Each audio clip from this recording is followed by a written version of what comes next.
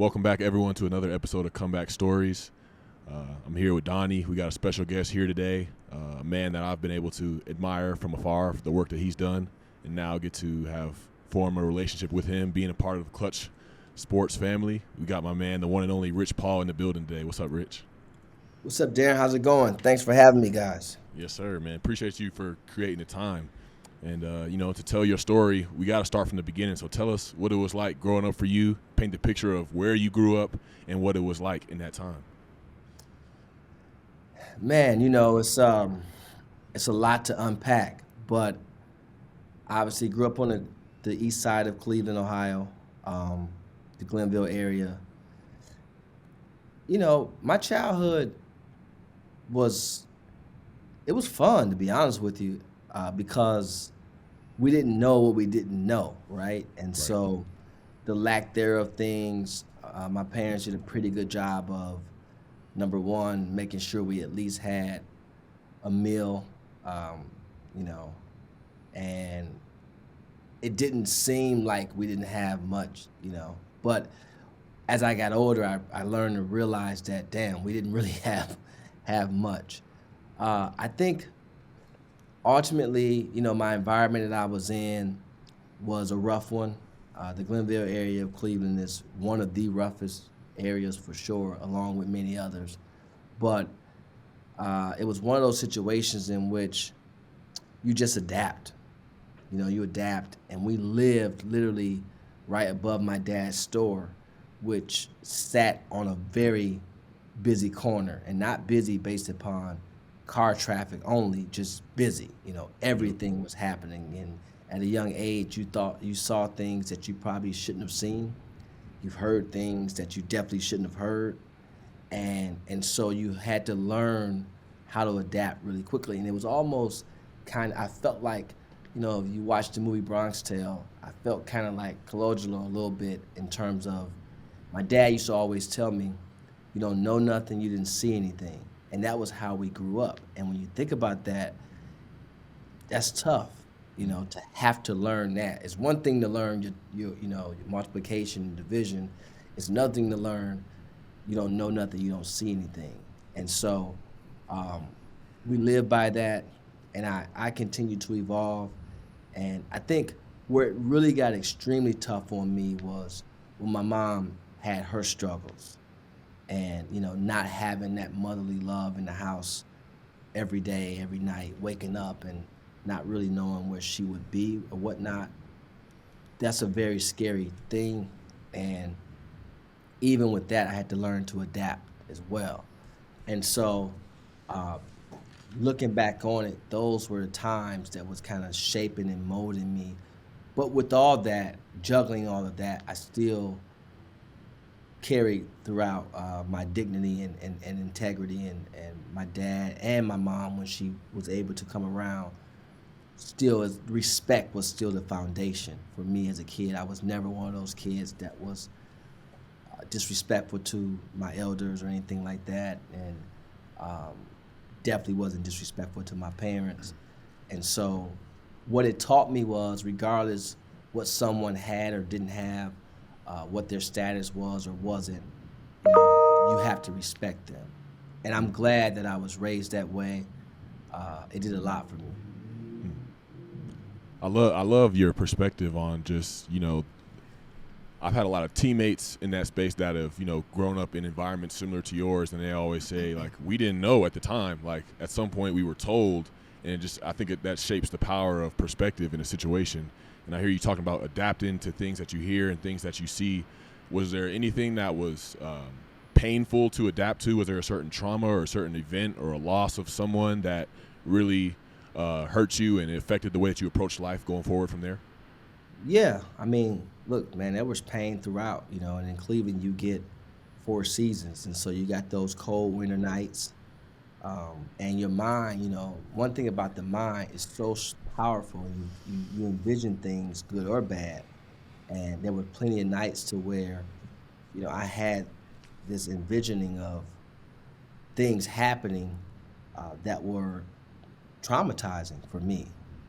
And watching the news every morning was a very scary thing because you're embracing that phone call, and then hearing, obviously the gunshots, the ambulance late, seeing things um, right in front of my eyes that I was part of, whether it was a shootout, a stabbing, a fight, multiple fights, domestic disputes and things like that. And then I think the most important thing was watching the families around me be decimated. Um, you know, uh, the crack era was at its height then, and watching the families be decimated, watching, one of the things that people don't understand is being able to have a front row seat of when that shift between mother and son changes, right?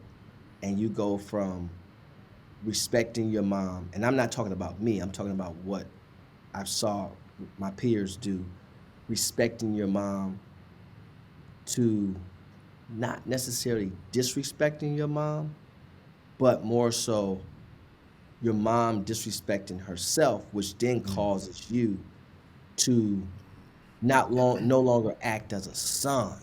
Mm. And man, that was just a tough thing for me because I respected everybody's mom, and to hear those arguments and those fights, and it's based upon something that really don't have a ton of value, and a lot of times it was currency, right? And a very, very small amount of money. So, and that was devastating for me because I grew up on a great street. I grew up on a street where all the kids hung out, we played games, we made up games.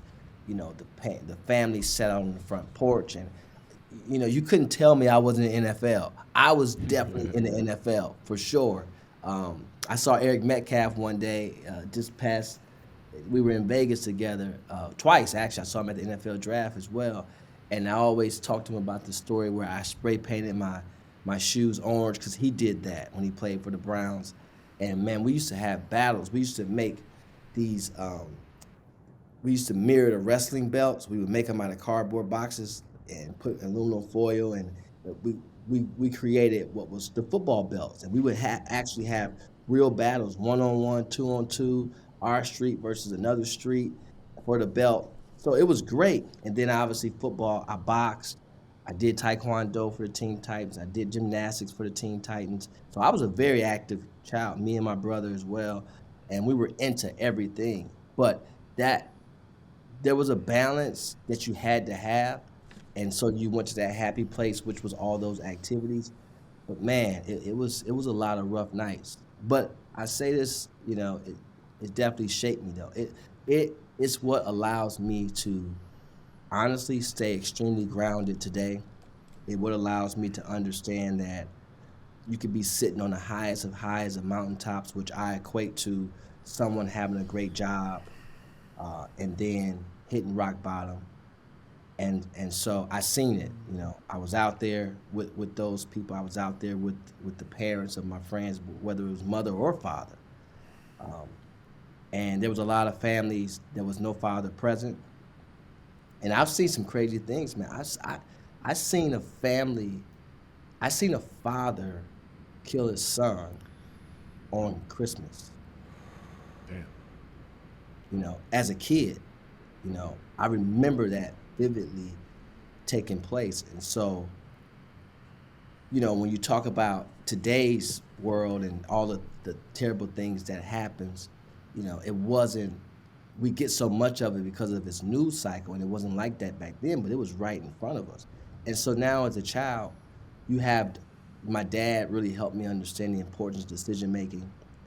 And I never had this give up type of mentality. I was extremely confident as a kid with nothing. My dad really stressed the value of education, and so I was never the type of kid to be in school and do abacadabra on a test just because. I always challenged myself, and I respected my father so much that I, it would be the the worst thing for me to come home with bad grades and things of that nature. I only had an issue one time in ninth grade, and I told that story several times. But outside of that, um, despite having it all, so to speak, I really valued the things that actually needed to be valued.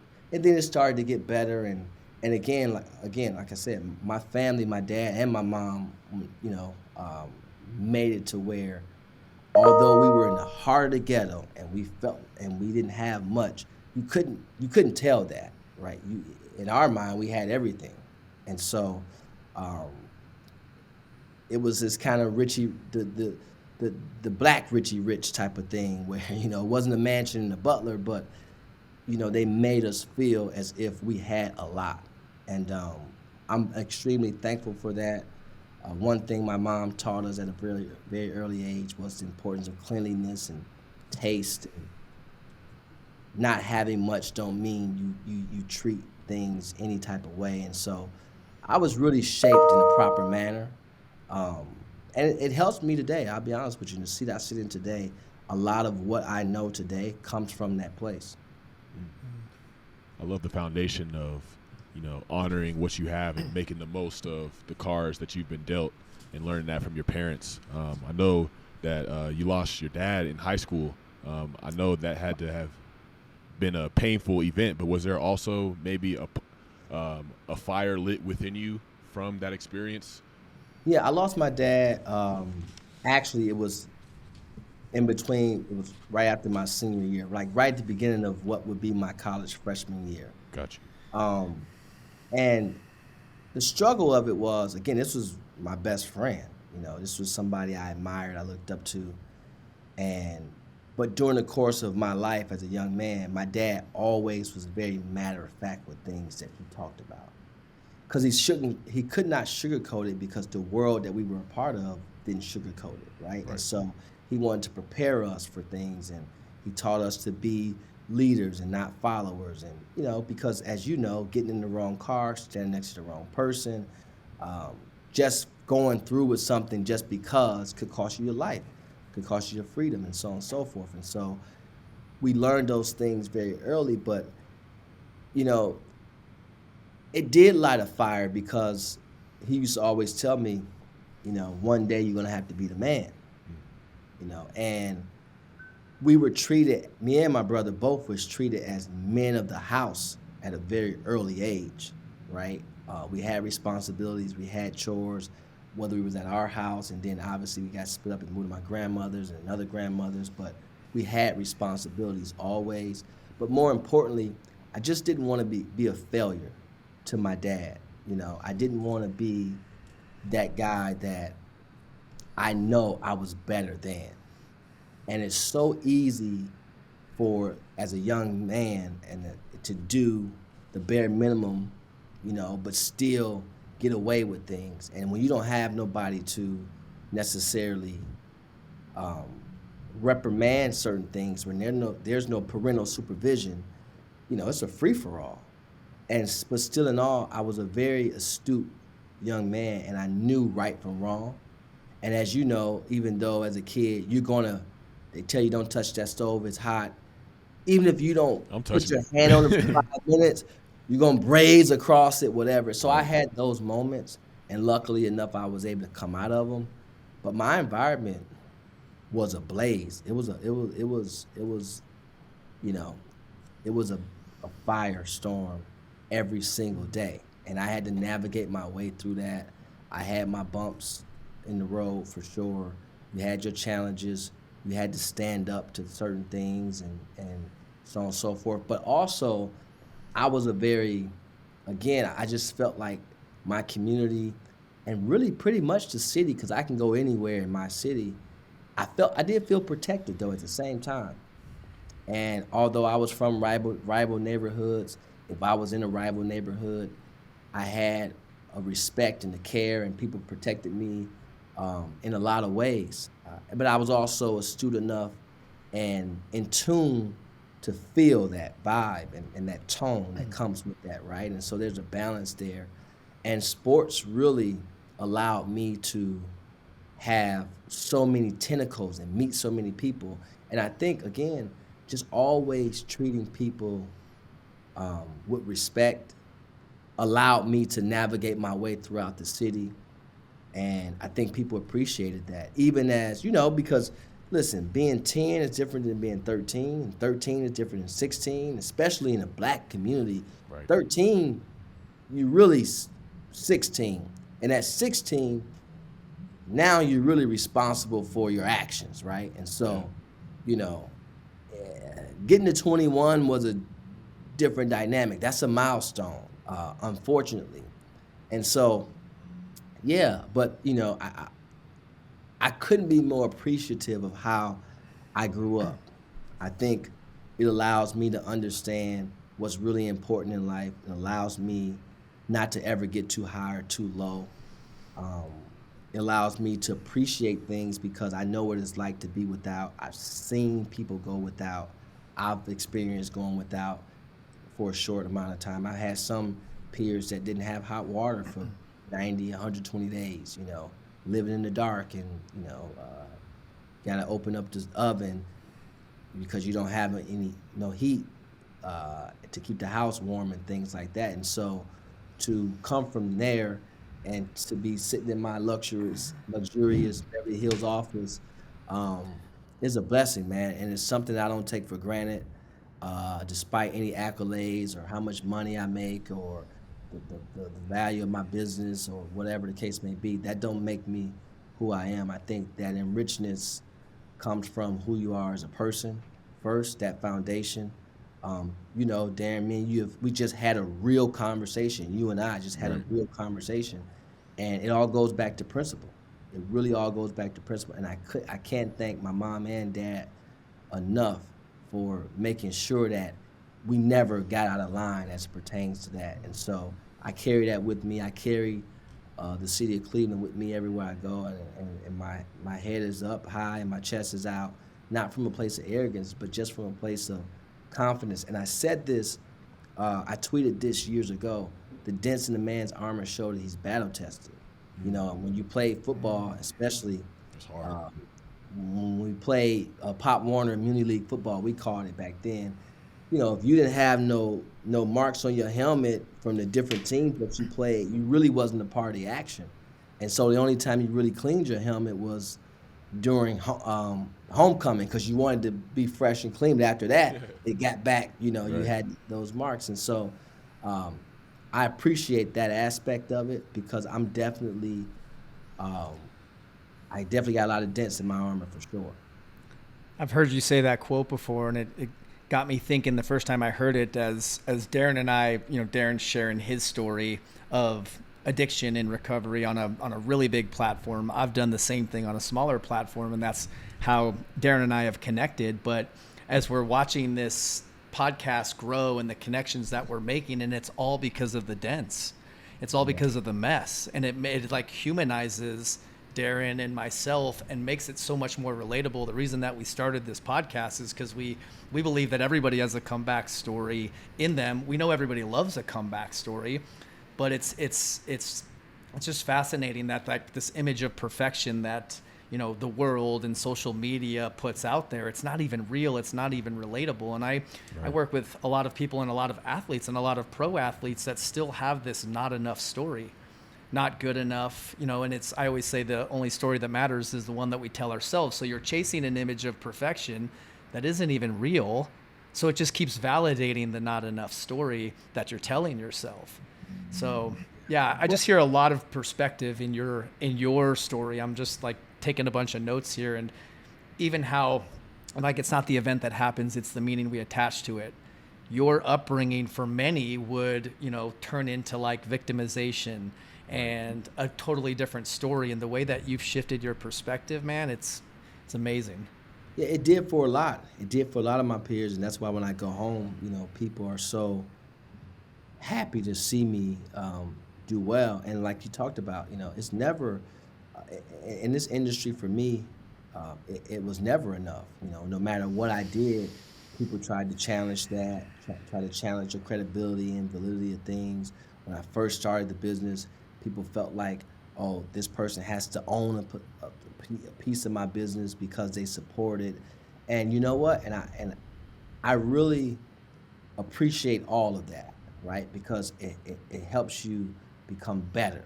It really does. And if you spend your time focusing on what other people think all the time, then you actually lost focus at that moment, right? And so, again, I start to now focus on what my responsibilities are, and I have a responsibility to those coming up behind me.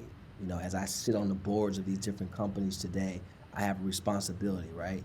Because when you talk about diversity and the importance of diversity, and when you look at most of the Fortune 500 companies and you look at their leadership group, very few are black, very few are women, you know, and so very few are even someone of color.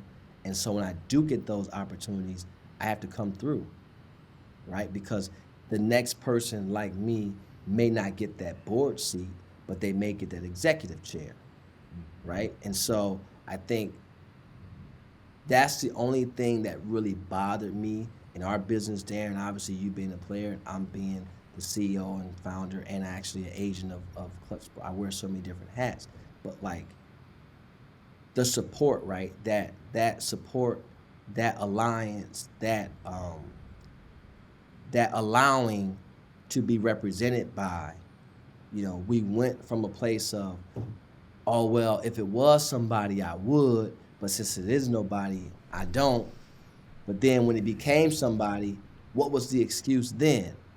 You know, and I think that's something that we have to overcome. And obviously, I can't, no agent can represent every player.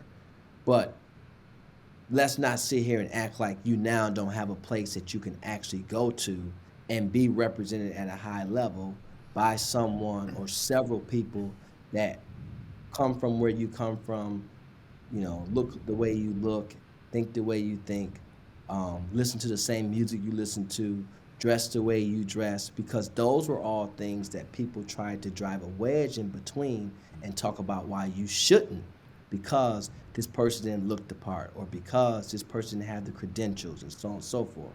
Well, now you have that. Now what's the excuse, right? And there is no excuse, but what there is there's a reluctance. And there's a reluctance because we come from a place in which there can only be one king. And so now I worry about, if I sign with you, then you make money alongside of me or off of me, and you live a certain way because of me. And so now I don't feel good about that, because that wasn't a practice, a repeated practice growing up. It was actually the opposite. It was when that person got their house painted or the grass cut or a new car, then they thought they were better than. No, all you got to do is pull the water hose out, power wash down your porch, and go and buy a can of paint and a paintbrush and repaint your porch, and your porch will look brand new as well. And then you can comment and say, you know what, you really did a great job with your porch. We didn't grow up like that. And so it's all well and good when you're inside an environment and it doesn't get outside of that.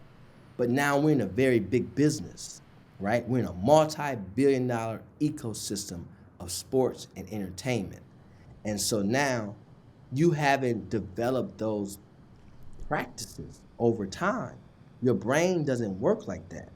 Your brain automatically goes to, I can't give the information to this person that look like me because I got to keep that quiet, because I'm either afraid of allowing them to know and helping me, or I want to showcase that I can do it on my own. Nobody does it on their own, right? And so when you think about, you know, I hear some things, you know, it's all type of stuff that our industry deals with. A topic of someone representing themselves. Nobody represents themselves, right? And just think about it. The biggest companies in the world, Google, Amazon, Apple, Nike, New Balance, all the Hollywood agencies, they have, I don't know, I can't even count as many lawyers as they have. Why? Because they built an IP that is so important, and they built a business that's so important that they have to protect it. And the athlete should look at themselves the same exact way, right? I want to pay you more. If you represent me and it costs me more, then that means I made more and I'm protected. So whatever that cost may be, because here's the flip side to that. You go in Chanel, you go in Louis Vuitton, you go in Dior, you go in Balenciaga, and you do what they call, quote unquote, ball out, right? And these are depreciating assets. Yep. Nothing you bought is appreciating. You end up throwing it away, giving it away, or whatever the case may be. But you won't take that ball out approach on your infrastructure of your business. That couldn't be, I don't want to call anyone dumb, but it's definitely not smart. And I'm not saying that selfishly.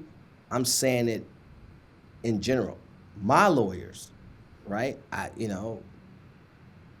want to have the best of the best. That's just what you work hard for, especially when you've built something. And so I think that the younger the age of both young men and women, especially of color, could start to understand how bureaucracy works, how corporate America works, the importance of infrastructure, how that works. And I think the better off our business habits could be and practices could be, because we don't come from a place where people have built anything. The only thing they built is notoriety. And what happens is you start to invest in that notoriety without having the finance, without having the foundation. You're just popular. And most people grow up wanting to be popular. They don't grow up wanting to be the other P word, in position. I learned there was a time where I wanted to be popular. And then I realized, oh no, I want to be in position.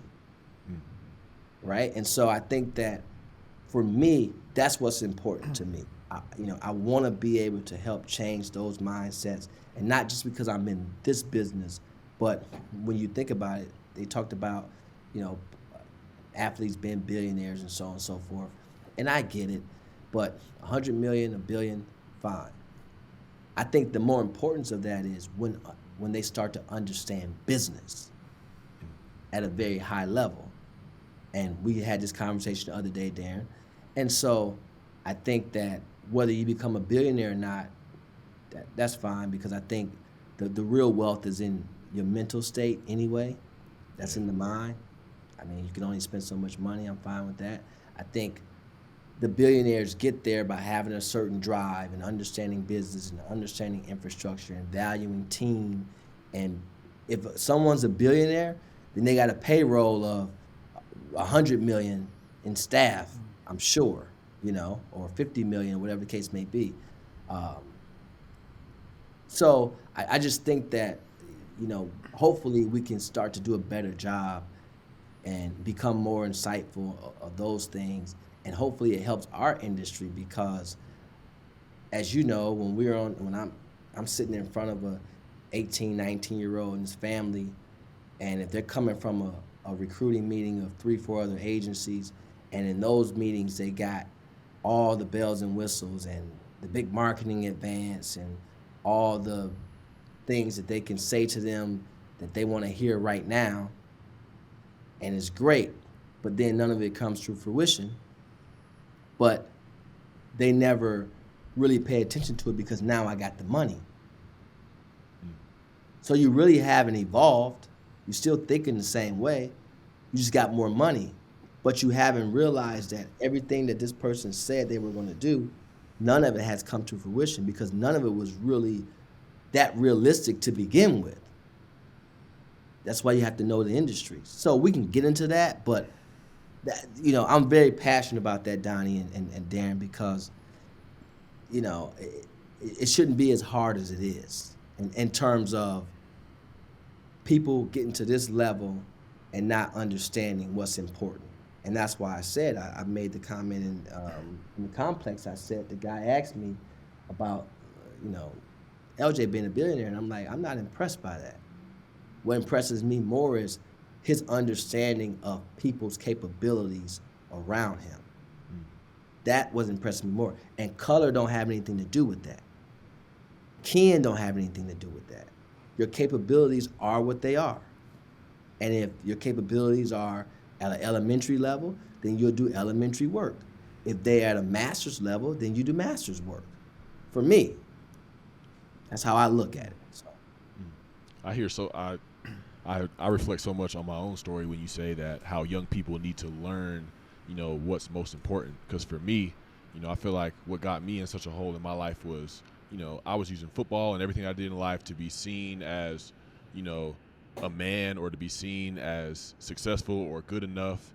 And I wanted this platform. I wanted these people to follow me. I wanted to be seen in this regard, but I didn't have the foundation and the character to hold that thing up and to support that level of success. And that's why I feel like God withheld so much from me for a while until I went through what I had to go through. And now today, I feel like the success that I'm having that's continuing to grow is because of a change in those priorities and those values to be like, okay, like nothing good is going to happen. Something good can happen, but how is it going to be withheld? How is there going to be a legacy that comes from it if I don't have the character, the principles built up in order to sustain that thing and to hold that thing up while other people come behind me and other people come eat and things like that. So it's like that shifting of those values is something that, allowed my life to really be something that I wanted the whole time instead of reaching for somebody else's approval or following first, letting that come as it has. And you guys are, as athletes, as star players, you're especially a professional athlete is in such a peculiar situation because you got to remember, if you're an elite professional athlete, or if you just on a practice squad, at some point in your life, you was the man for multiple years. And so you digest that, right? Your ego is digesting that plate of food, that I'm the man. It's not a steak and potatoes and broccoli. It's I'm the man. I'm the man. I'm the man. I'm the man. And so you're eating that for several years. You're eating I'm the man for several years. What that does is it creates a blockage within your brain to when it really matters, because there's a fine line between amateur and pro. As an amateur, I don't have a business, I'm not being paid, but I'm being evaluated. As a pro, I'm being paid, I have an opportunity to build a business, but I'm not educated. And so now I'm being evaluated on one end, I'm not educated on the other end, and I'm eating ego. So there's 3 E's, right? So now as it pertains to come a time in which I need to position myself, and it's just like when you on the radio, right? There's a fader, and then there's a balance to make sure that the frequency is right.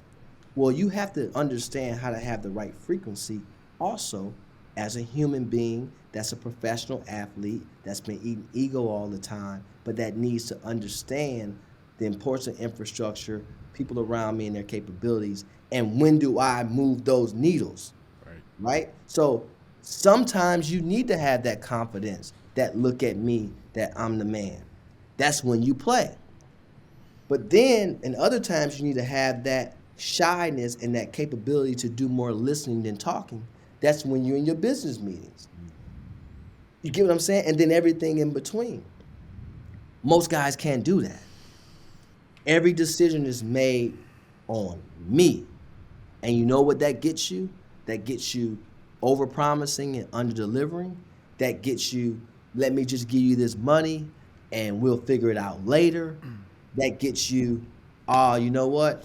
I just want a max contract. Once I get that, I'm good, right? That separates good from great as it pertains to our leagues. It's a lot of things. That gets you the girlfriend that looks beautiful, but zero value added. So now, after a while, that becomes, an argument. That becomes divorce if you got married early. Then that becomes half of your money going somewhere else or whatnot. So many different variables that comes with that, right? And so I think that, again, the danger of eating that ego for so many years, and then all of a sudden I have to switch it off and make business decisions. But wait a minute, it's been about me the whole time. So now I got to pretend it's about you, right? That's what made LJ special. He's not pretending. He knows when it's not about him. I'm not the king in this arena. I'm not that in this room, and it's okay, right? And so more of our guys need to practice that.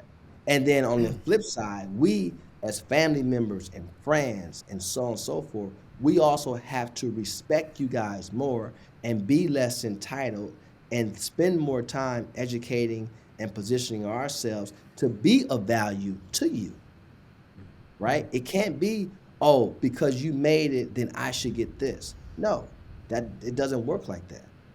And it's never going to work like that. That sounds like a scarcity mindset too. It's like the scarcity versus abundance. Well, it is. That's exactly what it is. And so I just think that ultimately, we have so far to go, and I'm passionate about this stuff, and that's why I do it, man. I don't do it like, you read the things, and I get it, and people say what they want to say, and they had the agents come out and do a survey, and all that type of corny stuff. I don't get into that, man. I'm actually just the integrity and again the things I've been through and the battles, the stripes I've earned throughout battle. I can't focus on that. I'm trying to help young men and women not just make the most money they can, but to understand the business that they're in, understand the importance of their positioning, evolve, think different. And I got a job to do, and I expect to get paid for my job, right? And you got a job to do, and you expect to get paid from your job, your respective team. That you make the Pro Bowl, if you win the Super Bowl, if you have 1,500 yards and do all that, that's what comes with it. And that we know. But then there's an in-between to where we have to continue to sharpen each other's knives because information and communication and being forthgiving and being in rooms where I'm not the man, you not the man, neither one of us is the man, and that's great. Those are the rooms we want to be in. I always say, if you're the biggest guy in the room, you're in the wrong room. I never want to be the biggest guy in the room. Even if I go to elementary school and speak to some kids, I'm going to learn something. I can guarantee you that. I'm going in there with that open mind. And so it's just different, man. I just got a different approach, and I could be more appreciative of where things at, where Klutch is as a company, the position I sit in and things like that. And again, working with guys such as Darren, and we built a great football practice and basketball practice. And we're going to continue to push the needle forward. And hopefully when it's all said and done, our industry is a different industry for these young men and women. It's come a long way. It still has a long way to go. And it takes two. It takes us on the representation side to actually really give a shit about the player that we actually represent, and not just pretend and not only call when the contract is up and all those type of things we know take place in our industry, and not allow you over to the house when the contract is up. All of a sudden now I'm welcome into your home. Well, why wasn't I welcome 3 years ago? So I'm really pushing the needle. I'm applying the pressure from that perspective because, again, I know I can't represent every player. Don't want to do that. It's not realistic. But I would like to see every player represented the right way. I love that you keep bringing up the word practice. I've heard it a bunch, and Darren and I talk about this a lot, but what we practice will grow stronger. And for many people, they get in the practice of distraction or feeding the ego or living from that ego place. But again, it's all about the practices. The other thing I heard was, I don't know if you said it specifically, but relationships. And it always starts with the most important relationship, and that's the one we have with ourselves. Yeah. And then from that, but if we're not right there, if we're not in right relation with ourselves, then it's just projected outwards. Yeah. But there's some themes in everything that you're saying, and it's your perspective is amazing. I always say, there's that saying, the level of your preparation determines the level of your performance, but I really believe it's your perspective actually shapes the level of your performance. And I think about your upbringing in your life, where it's all perspective. It's super inspiring. It's fascinating. Thank you. No, thank you.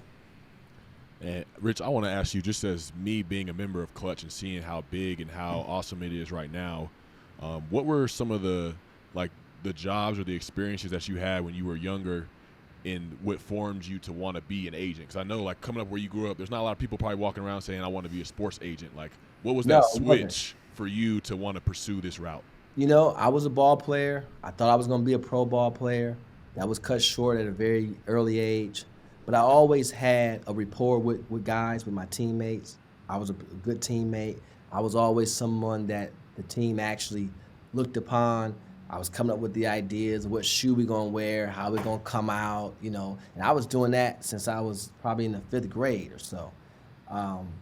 And then, just being around the game, being around the sport. Like I said, my dad owned the store. I was in the service business, so I didn't really. I had a confidence, but I didn't really have an ego. Even though I might have had more than, I might have had a flyer shoe or a doper jacket or whatever the case may be of the actual athlete, I wasn't afraid to give the athlete their praise. And I knew the game. I knew every sport: baseball, football, basketball, and like Donnie talked about perspective. I had an ability to put things in perspective to those, and they'd be like, "Damn, Rich, I never thought about it that way." And then there was a trust built within over time, and it's been like that, Darren. It really has. It's been like that since I was playing for the Sims Raiders Community League in Cleveland, all the way up to playing at Benedictine High School. Playing in the rec leagues. I played for Glenville Recreation Center, to where, we beat teams in championships, and I was shaking the opponent's hand and, not throwing it up in their face, but really celebrating them at the same time at a very young age, shaking their hand, being interviewed, saying the right things, thanking my teammates and things like that. And I have footage of this, Darren, so you never see it. Pull it out. But no, it was just something that I had naturally within. I did not know what an agent looked like. I did not know that there was a possibility for me to be an agent. That wasn't something that I was looking forward to doing per se. But I did have a unbelievable insight and perspective on the collegiate teams and the guys that was getting recruited by high D1 schools in my neighborhood, in my area. I can talk to them about certain letters they had got and why this coach was, and this type of system that he ran, and why from a character perspective it may work out. I just had that natural ability, and when I got an opportunity to be around the game, and when I got an opportunity to see the industry, and if you just want my real blunt, matter-of-fact thought process, honestly, I felt like these guys wasn't that good.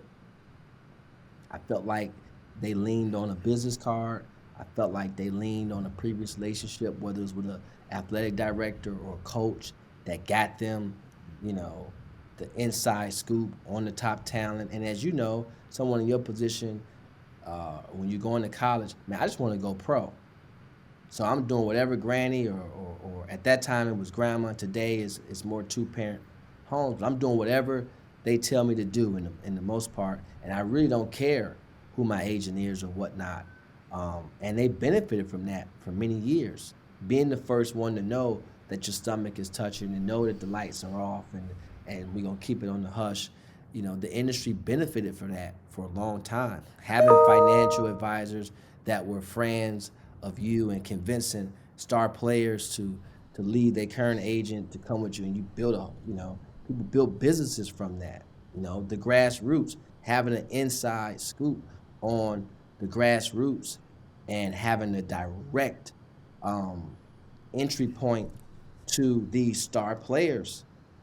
People built big businesses from that. And I'm not knocking it because everyone has entry point. People would say, well, you had LeBron James. People would say that about me, like, well, you had LeBron James. But what they don't know is when I first started Klutch, I started the business not knowing if LeBron was coming or not. You know, that was his decision. But it wasn't like I started the business. I had my mind made up that I'm starting my own company no matter what. He saw my capabilities and saw my hard work and felt like, you know what? I'm going to allow you to represent me too, because I know you have the capabilities to do it. Not because I've known you for a long time, not because you my boy. That wasn't his decision. And it wasn't Corey Joseph's decision, it wasn't Tristan Thompson's decision, and it wasn't Eric Bledsoe's decision. Those were the 4 guys I started the business with. Those were the first 4 clients. And so, yeah, it was just one thing. You know, life, man, it's about managing transitions. And that's why I say this before, that's why a car comes with a transmission. You gotta know when to park, when to reverse, when to stay neutral, when to accelerate. You really gotta know that. And so I just managed to transition, selling jerseys, doing this, acting in commercials, writing on commercials, working at Nike, going to work here, starting Klutch. I just managed those transitions. And some of my it wasn't a failure, and it wasn't necessarily a low point per se, but knowing you the best in the room, knowing you had the best presentation, and not getting the client for whatever reason can make you or break you. And in my case, it made me. It made me stronger. It made me more. I was driven. I was determined. And, you know, I had it to where, man, people would tell me, Rich, you had the best presentation. I know you're the right person for me. And the parents wouldn't sign the contract. The player is saying, I know you'll do a good job for me. You're the right person for me. And the parent wouldn't sign the contract. I've been in that position before. I've been in a position where the mom wanted to go one way, the dad wanted, you know, and it's not personal. It's business, and I always never take it personal as it pertains to that. And that's why a lot of times we've had guys come back in, because I'm going to be truthful with you. I'm not going to do a presentation where I'm lying and making up things and creating things that's a facade. I'm not doing that. I'd rather not get you as a client. And so we carry that throughout our DNA, throughout the company, on both sides. But that's how I became an agent. That's how I started the company. And it was something that I didn't necessarily know, but like you said, when my dad passed away, there was a drive that really kicked in. There was a fire that was lit, and I was determined to be successful. Not monetarily successful only, but because I like money, don't get me wrong, but I wanted to be somebody, you know, and I really felt like I had the ability to and the capabilities to, and I wanted to build something that was sustainable.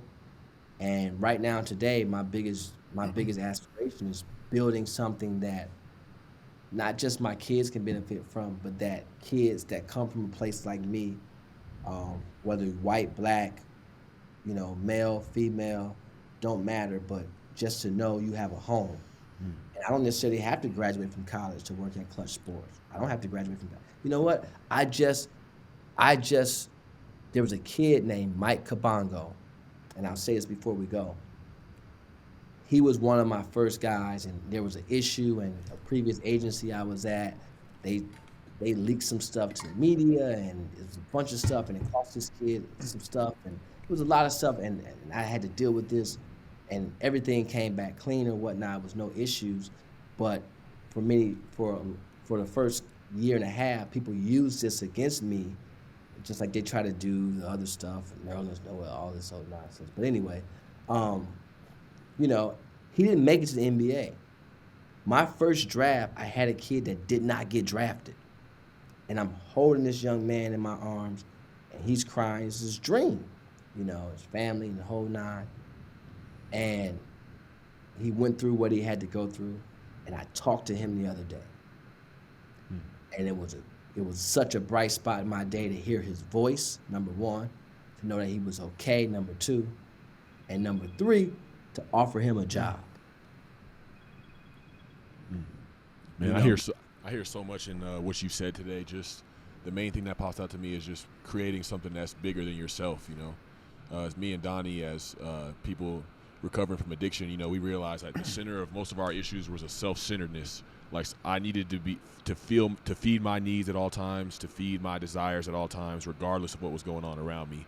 But through you, I hear, building a legacy, building something that people can benefit from going down the road. No matter what somebody's status may be, you are there for them. You're going to provide whatever that you can for them. And it's so refreshing to hear, especially you being in such a position of power and a position of influence, even leading the agency that I'm a part of, to hear you say these things and to reflect on your life story of how you adapt and how you grow, but not taking things personally, but learning and maintaining that humility. I'm blown away. I've learned a lot. I've taken away a lot. I know people that are listening have as well. So I just want to say thank you. No, man, thank you guys. This was fun. And again, both of you guys are inspirations, coming from a place where I've seen the effects of substance abuse. I've seen people give up. We know it's mind over matter anytime you're in that situation. And for you guys to come back and to be standing in the position you're standing in and to overcome those challenges is nothing short of amazing. And, don't ever think that you're alone in that aspect, because people need to hear that story. People need to know that as long as God allows you to wake up every day, you got a chance. And so you can turn it around. And so I live by that, and I'm the most confident person in the world. I was always the smallest guy in the room. My older brother would throw me around and things like that, but I would come barging back, and that's just been my mentality. And so I know I really appreciate this. This was fun. You guys brought some stories out of me that I've been living with for a while. Some people knew, but some people didn't. So it's always great to do these. So I appreciate you guys having me on. Yes, Yeah, sir. Rich, same, man. I just want to acknowledge you for how you're showing up in the world and just getting to know your story and the Klutch family. I know you said LeBron was attracted to you maybe by your capabilities and hard work, but it almost feels like you're attracting people because of who you are, not what you're doing or who you know. It's who you are as a human. And then I witnessed Darren coming into the Klutch family and how you're attracting someone amazing like that. And then getting to know some of Darren's team with Coral, right? And Joe and Demarius. It's just amazing people that I feel like they're my family, and I'm technically not even under Klutch Sports, but it's a beautiful thing, man. And it's an honor to share this space with you and get to hear your story, man. No, thank you so much. Thanks, guys. Maybe one day we'll do it again. Yes, sir. Absolutely. For sure. We out.